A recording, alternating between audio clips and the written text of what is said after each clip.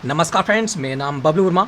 Army paper hacker में आपका स्वागत है। आज मैं यहाँ पर देने वाला हूँ आपके लिए पटियाला जो आर्मी रैली रिक्रूटमेंट निकला हुआ है, ठीक है, पटियाला के लिए। तो पटियाला में आपकी कुछ डिस्ट्रिक्टें हो जाती हैं, जैसे कि आपकी कौन कौन सी डिस्ट्रिक्ट है उसके बारे में सब कुछ देखने वाले हैं। यहाँ पर हो जाएगा army recruitment rally will be held for इजवेल्टी, ठीक है। इसके बाद करें यहाँ पर दो डिस्ट्रिक्ट दे रखी हैं, डिस्ट्रिक्ट 4 कौन कौन से डिस्ट्रिक्ट हैं यहाँ पर देख सकते हैं। यहाँ दे रखा है तुम्हारा फतेहगढ़ साहिब एक हो जाती है डिस्ट्रिक्ट आपकी, फिर हो जाती है बरनाला एक डिस्ट्रिक्ट हो जाती है, मानसा है, और आपकी हो जाती है संगरूर आपकी हो जाती है, और एक हो जाती है पटियाला पंजाब। तो इन डिस्ट्रिक्टों के लिए आपके लिए यहाँ पर फॉर्म फिल कर सकते हो आप, ठीक है। ये डिस्ट्रिक्ट वाले फॉर्म फिल कर सकते हैं, इनके लिए आर्मी रिक्रूटमेंट रैली भर्ती यहाँ पर निकली हुई है। और बात करते हैं ये कब कब से भरे जाएंगे, तो यहाँ पर दे रखा है तुम्हारा online registration is mandatory and will be open form. तो ओपन फॉर्म कब से होंगे? 6 जून 2021 टू 20 जुलाई 2021 तक आपके फॉर्म भरे जाएंगे। इसके बारे में पूरा डिटेल मैं आपको भर के भी दिखाने वाला हूँ आगे वीडियो में, ठीक है। बात करते हैं यहाँ पर कुछ और भी देखा है, यहाँ पर देखा है rally will be sent through registration email form, मतलब जो तुम्हारे ईमेल पर रजिस्ट्रेशन फॉर्म आपके एक प्रकार से आएगा, मतलब एडमिट कार्ड की यहाँ पर जानकारी दी जाएगी, तुम आपकी दी जाएगी कब से कब तक? 21 जुलाई 2021 से 5 अगस्त 2021 तक आपको ईमेल मिल जाएगा कि आपका एडमिट कार्ड कब आने वाला है, ठीक है। और आपको पता चल जाएगी कि इस दिन हमारा एक प्रकार से रैली भर्ती होने वाली है, ठीक है। तो बात करते हैं अब यहाँ पर देखते हैं candidates will be skill of following categories. तो कौन सी कैटेगरीज यहाँ पर दे रखी हैं, तो इनको भी हम देख लेते हैं। तो कैटेगरीज की बात करते हैं, पहला हमारा हो जाता है सोल्जर जीडी के बारे में बात करते हैं, जनरल ड्यूटी के, ठीक है। तो इसमें क्या क्या होता है, 17.5 से 21 वर्ष तक आपकी एज होती है, सभी को पता ही होगी। आप यहाँ से लगा सकते हैं 1 अक्टूबर 2001 से लेकर 1 अप्रैल 2004 के बीच में अगर आप हो तो फॉर्म फिल कर सकते हो, बिल्कुल। और बात करते हैं हाइट की, बात करते हैं हाइट कितनी सेंटीमीटर, तो 170 सेंटीमीटर में हाइट है। 52 kg वेट होना चाहिए मिनिमम, ठीक है, बिल्कुल 52 kg होना ही होना चाहिए। बात करते हैं यहाँ पर चेस्ट 77 होना चाहिए बिना फुलाए, और 5 सेंटीमीटर होना चाहिए फुलाने के बाद, ठीक है। तो बात करते हैं यहाँ पर कुछ एलिजिबिलिटी की बात कर लेते हैं। तो यहाँ पर क्या क्या आपकी क्वालिफिकेशन होनी चाहिए, तो क्वालिफिकेशन आपके होने चाहिए। एजुकेशन की बात करते हैं तो वो होना चाहिए आपका क्लास 10 पास होना चाहिए विद 45% मार्क्स के साथ, मतलब फुल जो आपकी मेरिट होना चाहिए पूरी सब मिलाकर सब सब्जेक्ट में, तो कितनी होना चाहिए? 45% होने चाहिए। पर सब्जेक्ट में आपकी 33% होनी चाहिए, ठीक है। ये यहाँ पर डायरेक्टली आपसे पूछा एक प्रकार से दे रखा है। अगर आप कहाँ से हो, अगर आप गोरखा हो या फिर उत्तर पूर्वी से हो, कहाँ से हो, उत्तर पूर्वी इलाके से हो, तो आप सिर्फ 10th पास अगर होते हो, चाहे परसेंटेज कितनी भी हो, तो आप इसमें फॉर्म फिल कर सकते हैं, ठीक है। बात करते हैं यहाँ पर सोल्जर टेक्निकल की। सोल्जर टेक्निकल में भी आपकी एज कितनी होती है? 17.5 से 23 वर्ष तक इसमें एज होती है। आप लगा सकते हैं इसके बीच में अगर आप हो तो फॉर्म फिल कर सकते हो। और बात करते हैं इसकी भी हाइट 170 सेंटीमीटर है, मिनिमम 52 के बीच हो जाएगा, और फुलाकर बास वही है सब, ठीक है। अगर बात करते हैं यहाँ की, इसमें क्या क्या आपके ज़रूरी है एजुकेशन में, तो वो आपका हो जाता है 10+2 होना चाहिए इंटरमीडिएट, ध्यान रखना। एग्ज़ाम पास होना चाहिए किससे? Science with physics chemistry math and English with minimum कितना होना चाहिए? 50% मार्क्स होना चाहिए मिनिमम। और पर सब्जेक्ट में कितना होना? 40% मार्क्स होना चाहिए पर सब्जेक्ट में। बात करते हैं यहाँ पर सोल्जर नर्सिंग की, बात करते हैं सोल्जर नर्सिंग में क्या होना चाहिए? 17.5 से 23 वर्ष आपकी एज होगी। इसके बीच में अगर आप होते हो, 70 सेंटीमीटर हो और 52 kg वेट है, 70 सेंटीमीटर बिना फुलाए और 5 सेंटीमीटर फुलाने के बाद आप देख सकते हो, ठीक है। और बात करते हैं इसमें आपकी क्वालिफिकेशन क्या होना चाहिए? 10+2 होना चाहिए एग्जाम, ठीक है, intermediate exam. Pass in science with physics होनी चाहिए, केमिस्ट्री होनी चाहिए, बायोलॉजी एंड इंग्लिश विद कितना होना चाहिए?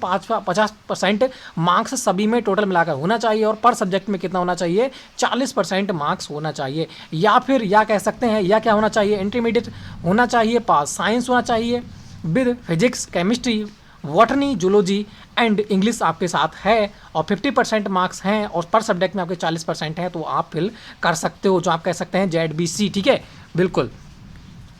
और बात करते हैं यहाँ पर ZBC मतलब क्या हो जाती है? ये हो जाती है आपकी जैसे first year chemistry, first year second year third year होता है ना, उसकी बात यहाँ पर हो रही है। तो बात करते हैं BSc की बात यहाँ पर हो रही थी, ठीक है। आगे देखते हैं कैटेगरी कौन सी हो जाती है, यहाँ पर हो जाती है सोल्जर क्लर्क की। तो क्लर्क में एज कितनी होती है? 17.5 से 23 वर्ष क्लर्क में होती है। आप इसके बीच में हो तो फॉर्म फिल कर सकते हो। इसकी हाइट कम होती है, 162 सेंटीमीटर हाइट होती है, 47.2 kg अगर वजन है, और इतना है सीना आपका, तो बिल्कुल चेस्ट है, तो आराम से फिल कर सकते हो। और इसकी जो बात करें यहाँ पर एजुकेशन की, तो एजुकेशन होता है 10+2 में क्या क्या होना चाहिए? पास इन एनी स्ट्रीम कौन कौन से, देखो आर्ट्स होना चाहिए, आर्ट्स है या कॉमर्स है या फिर साइंस है, तो आप फॉर्म फिल कर सकते हो। मगर इसमें भी कंडीशन है कौन कौन सब्जेक्ट होना चाहिए, ठीक है। 60% टोटल मिलाकर आपका होना चाहिए सभी सब्जेक्ट में, ठीक है। और पर सब्जेक्ट में आपके 50% मार्क मिनिमम होने चाहिए, ठीक है, ये ध्यान रखना। और बात करते हैं इसमें और क्या क्या होना चाहिए, तो सब्जेक्ट की बात करते हैं। यहाँ पर देखो 50% पर सब्जेक्ट में होना चाहिए, टोटल मिलाकर 60% होना चाहिए।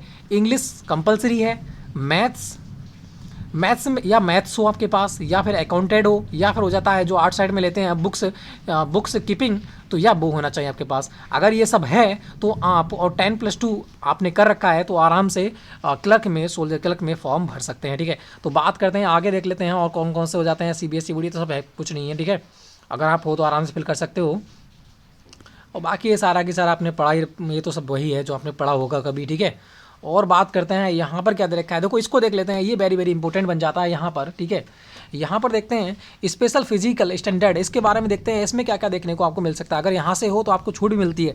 तो बात करें अगर आप गोरखा हो, नॉर्थ इंडिया से हो, ठीक है, मतलब कह सकते हैं क्या दे रखा है, ये नॉर्थ नहीं है, नेपलेस एंड इंडिया से हो, ठीक है, अगर जैसे कहते हैं गोरखा है या पूर्वी उत्तरी क्षेत्र से हो आप, तो आपको क्या मिलेगा, आपको हाइट होना चाहिए 57 सेंटीमीटर है, तो आप चल जाओगे, ठीक है, आराम से फॉर्म फिल कर सकते हो। और बात करते हैं वेट आपका होना चाहिए ये, और आप वो तो जानते ही हो, तो सभी का मिनिमम होता है, ठीक है, चेस्ट तो बराबर होता है सभी का। और बात करते हैं अगर आप सोन ऑफ एक्स सर्विस मैन हो, ठीक है, अगर आप एक्स सर्विस मैन हो तो आपको क्या मिलेगा, 2 सेंटीमीटर की छूट मिलने वाली है हाइट में, वेट में 1 kg का छूट होगा, और चेस्ट में 2 सेंटीमीटर की आपको छूट होने वाली है। अगर यही बात करते हैं, यहाँ तुम्हारा दे रखा है एडोप्टेड सन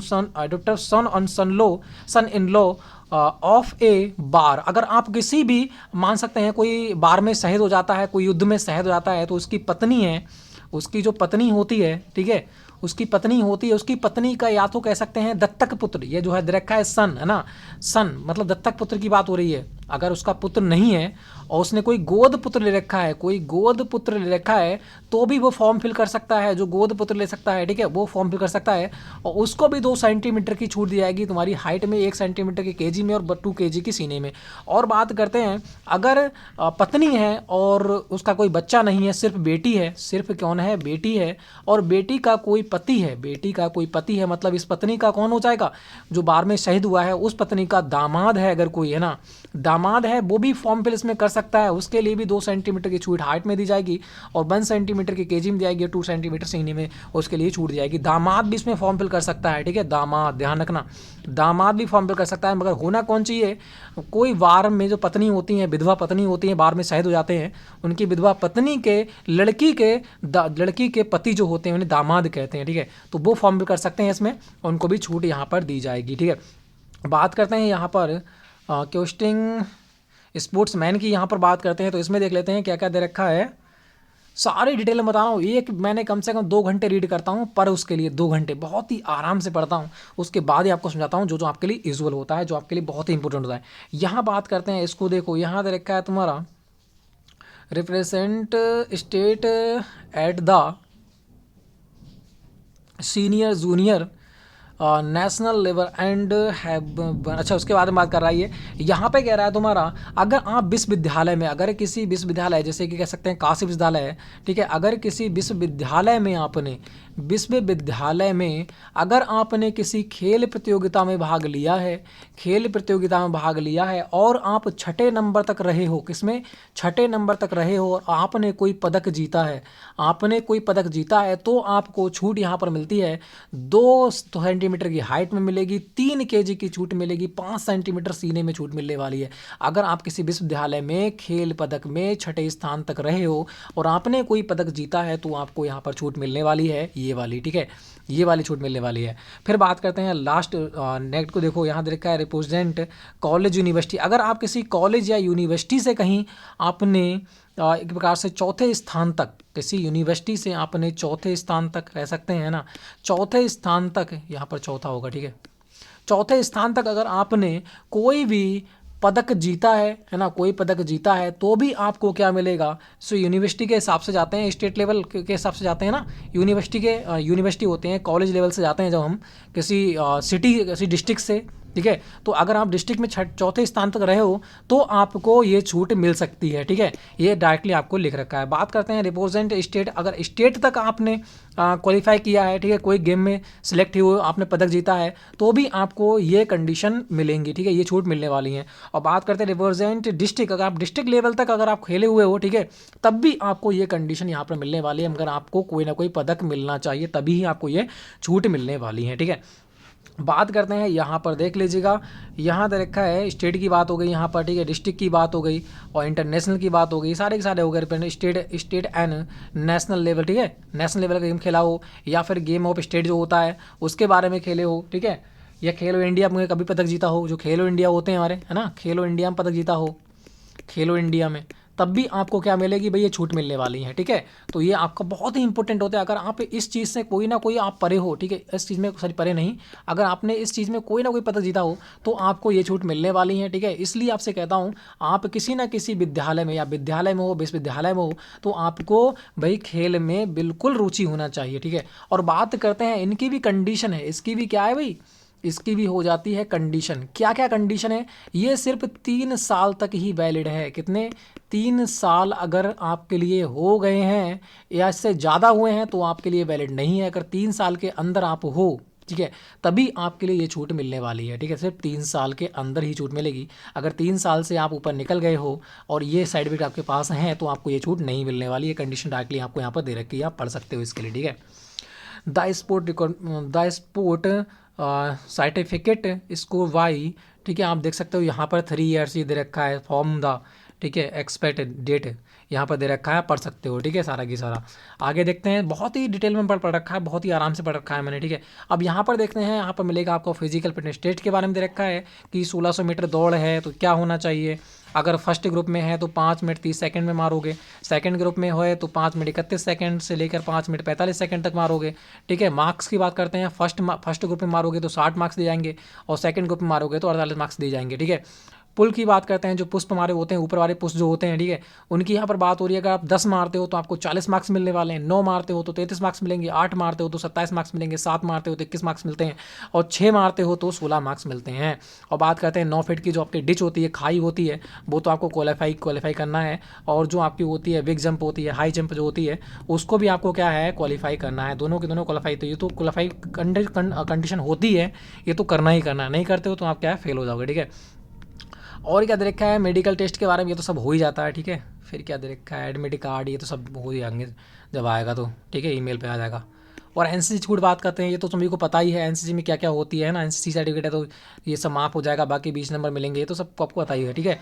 इसको देख लेते हैं थोड़ा सा, लेवल क्या कह रहा है ये, represent India at the intermediate international level की, तो यहाँ पर बात कर रहा है उसी की।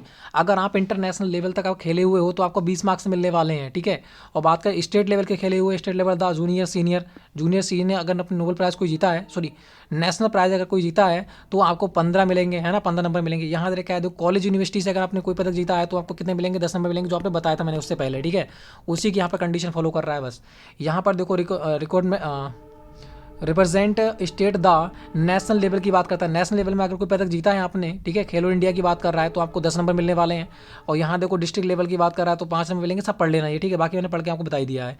रिक्वायरमेंट स्टेट की बात करते हैं, इसमें ही 5 नंबर आपको मिलने वाले हैं, ठीक है। जो मैंने बता रखा है, अगर आप बात करते हो विश्वविद्यालय में हो, दत्तक पुत्र या फिर कोई दामाद हो तो भी आपको छूट मिलेगी। जिला स्तर से कोई पदक जीता है चौथे स्तर तक, तब भी आपको, विश्वविद्यालय में छठे स्तर तक आपने जीता है और पदक मिला है तो आप भर सकते हो। जिला स्तर की बात करते हैं तो आप चौथे स्तर तक, खेलो इंडिया में पदक जीता है तो आप भर सकते हो, ठीक है। मगर 3 साल तक ही वैलिड होगा, ये आप याद रखना, ठीक है। 3 साल के अंदर के हो तभी वैलिड होगा। एफिडेविट 10 रुपये का बनवाते हैं, वो तो आपको पता ही होगी सारा के सारा, ठीक है, वो सब बता देंगे खुद अपने आप वही, जब आप निकाल दोगे तब।